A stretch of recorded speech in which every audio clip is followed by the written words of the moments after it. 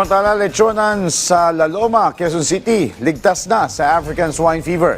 Ilang tindahan ng lechon, pinihayagan na rin magbukas. Si Gab Villegas sa detalye, live. Gab, kumusta dyan? Matapos ideklara ng Quezon City government na ligtas na mula sa banta ng African swine fever ang 14 na establishmento na nagtitinda ng lechon sa barangay La Loma, nananatili pa rin sarado ang mga lechonan dito.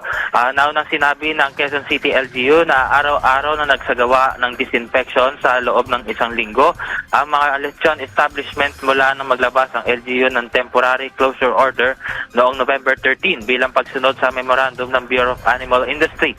Inatasan rin ng 14 na establishmento na sumunod sa kinakailangan sanitary, safety at health protocols.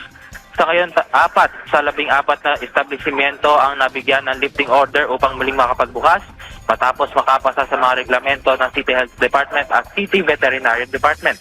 Patuloy na tutulong ang LGU sa mga negosyante upang matiyak na lahat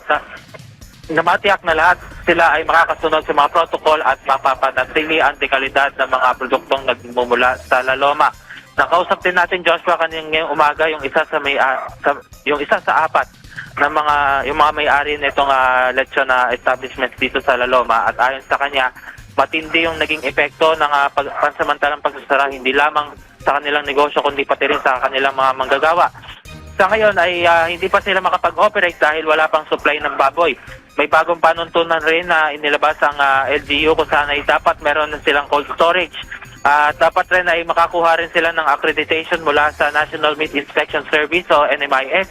Ayon rin sa regulasyon ng NMIS, dapat makatay sa loob ng 24 oras yung darating na baboy doon sa kanilang kulungan. At yan muna ang update mula rito sa La Loma sa Quezon City. Balik sa'yo, Joshua. Maraming salamat, Gab Villegas.